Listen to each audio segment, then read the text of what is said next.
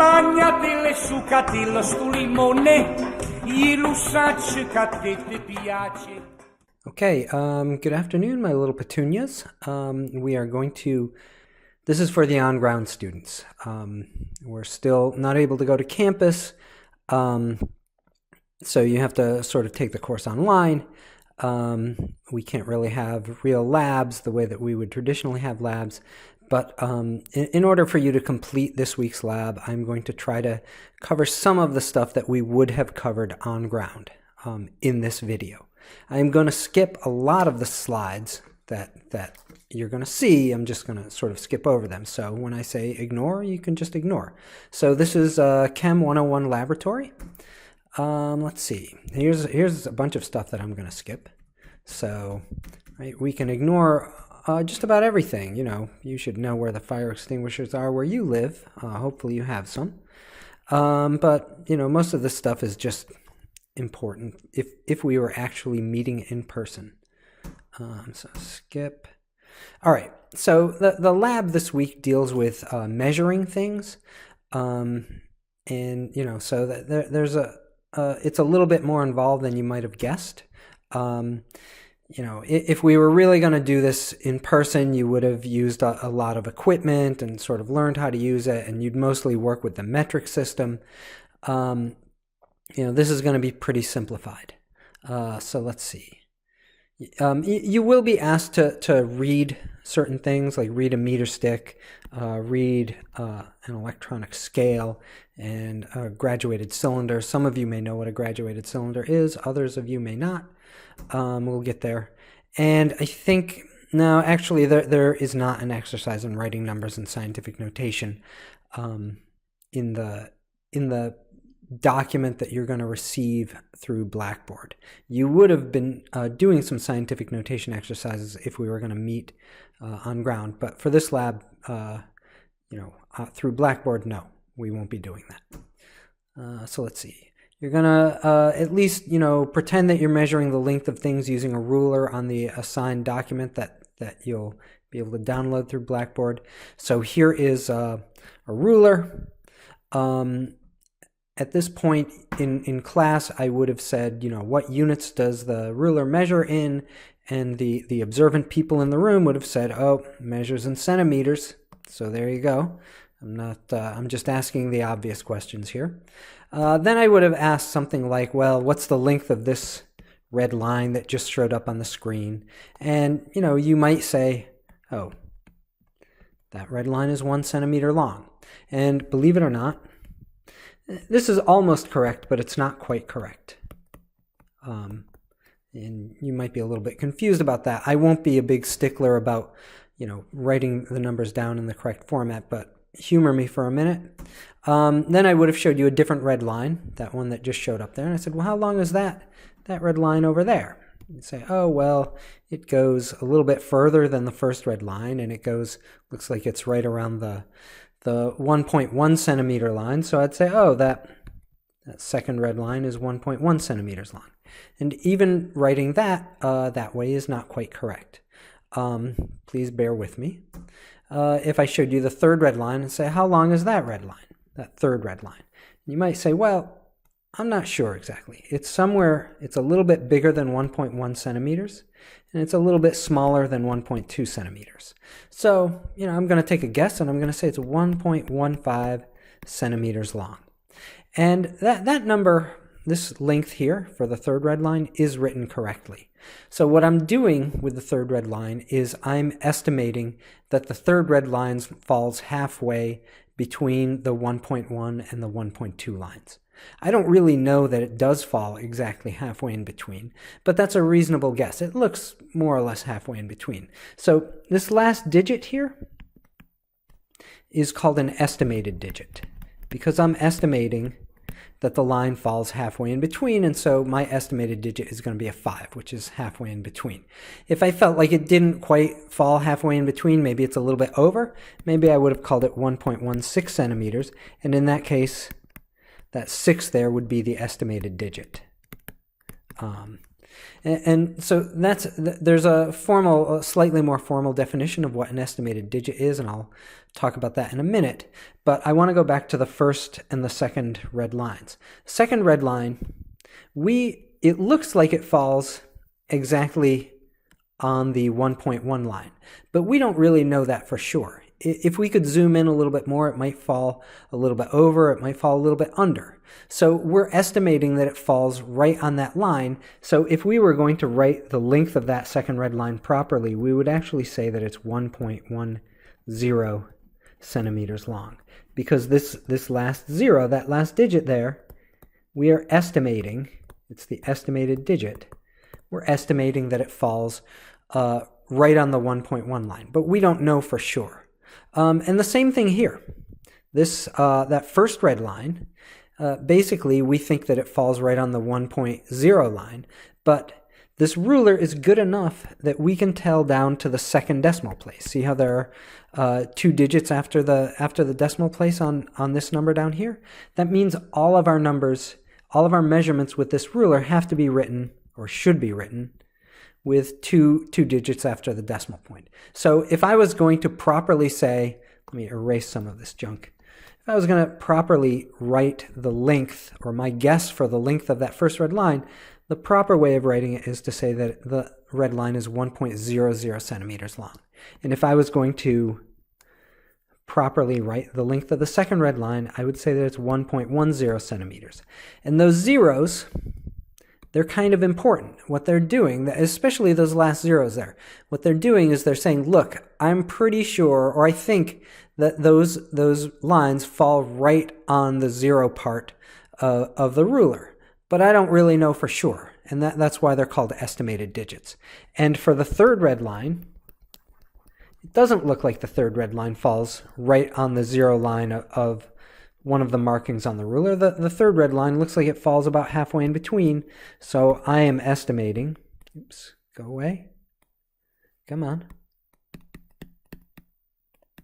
I'm estimating that that last digit should be a 5. And so that's what an estimated digit is. And you're going to be asked a little bit about this in the lab exercise that you have to do for this week. So estimated digit, I'll give you the sort of formal definition, or my formal definition.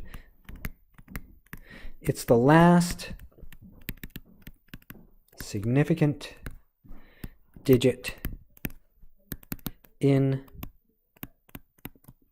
a measured number. So you might be asking yourself, or you might be trying to cut a corner here, and you say, oh yeah, it's the last digit in a measured number. It's not always the last digit.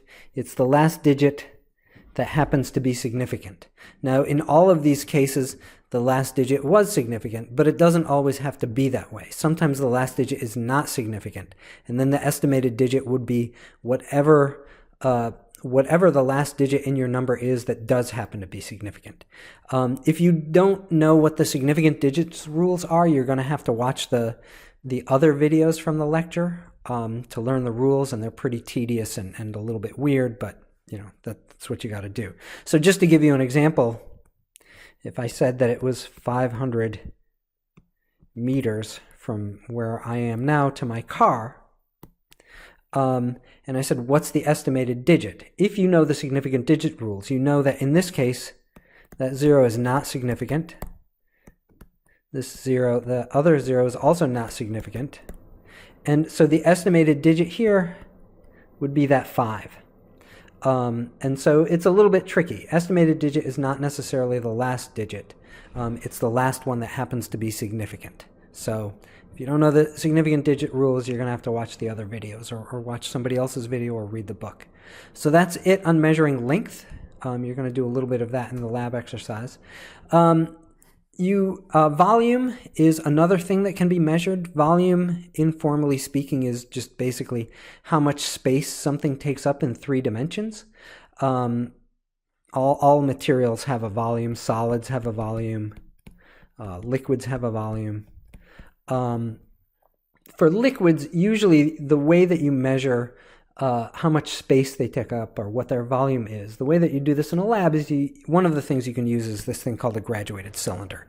Some of you may have seen this, some of you may not, but basically you pour your liquid into this container, and then there are markings on the side, and you read where the top of the liquid hits the markings. And there's a little bit more sort of technical stuff about how to read a graduated cylinder. Usually when you pour a liquid into a graduated cylinder, the top of the liquid will be curved. And I'm sure many of you have had the name of that curved part of the liquid pounded into your heads, but I don't really care about that. The only thing that I really care about is that when you read a graduated cylinder, you're supposed to read from where the bottom part of the curved liquid hits the lines. So in this case, we have some liquid in a graduated cylinder, and if we were in class, I would have said, well, what's the volume of the liquid in the graduated cylinder? And you would look here and you would say, oh, well, here's the 40 line. Oh, and the cylinder measures in units of milliliters, ml. So the liquid has a volume of more than 40 milliliters. Then each little mark here is 1, 2, 3, 4, 5, 6, 7, 8, 9, 10. So each little mark is 1 milliliter. So our liquid looks like it hits the 41, 42, 43. It has a volume of about 43 milliliters. However, if you want to be a real stickler about this, you could tell the difference between a liquid that had a volume of 43 and a liquid that was a little bit higher, that maybe had a volume of 43.5 milliliters. What that means is this graduated cylinder is good enough that you could tell the difference between 43 milliliters and 43.5 milliliters. And what that means is this graduated cylinder is good enough that you should write the volume down to 1 digit after the decimal place.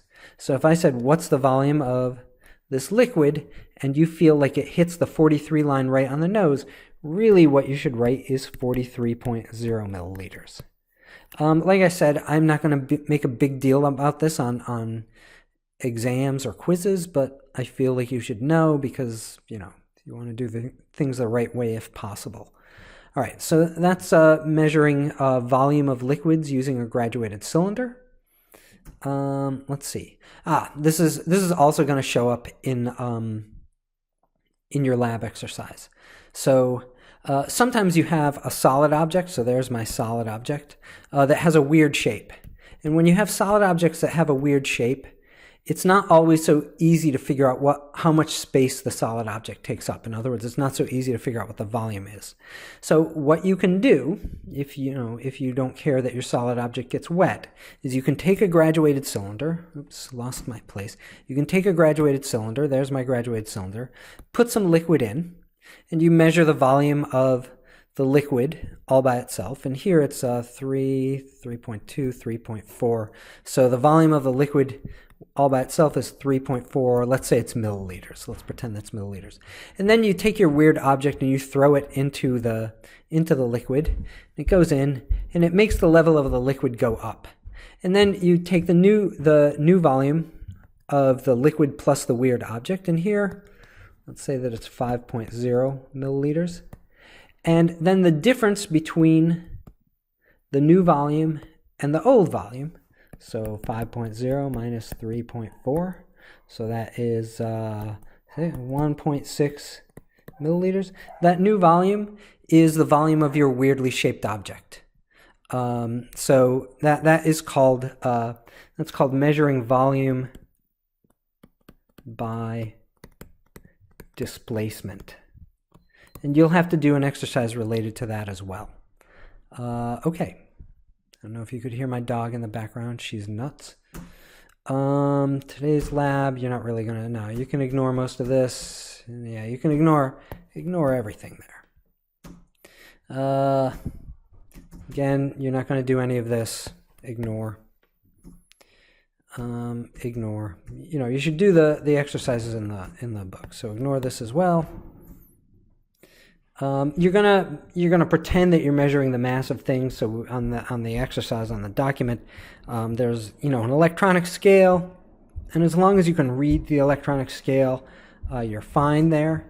So I'm not gonna you're not gonna measure the mass of a beaker for real. You're just gonna measure the mass of pretend things by looking at pictures of scales.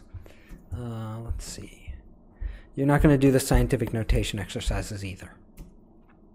And you're not going to do that. So that is the end of that particular lab. I seen the dead man grins. The 7 deadly sins couldn't keep his mouth closed in the house of the gins. The all-seeing eye that recognized the rap clones. Plus possessed the pen to crack the pyramid stone. It's the call of the waters while my words rank high to drop a verse for 9 planets that fell from the sky. Do or die. You and I can fly with rap expressions with the 1, 2, 3, 4, 5. In the session with the lesson, cause in treble and bass we trust. With the rebels vocally ready in case we bust. And bright apparel goes and ruckus.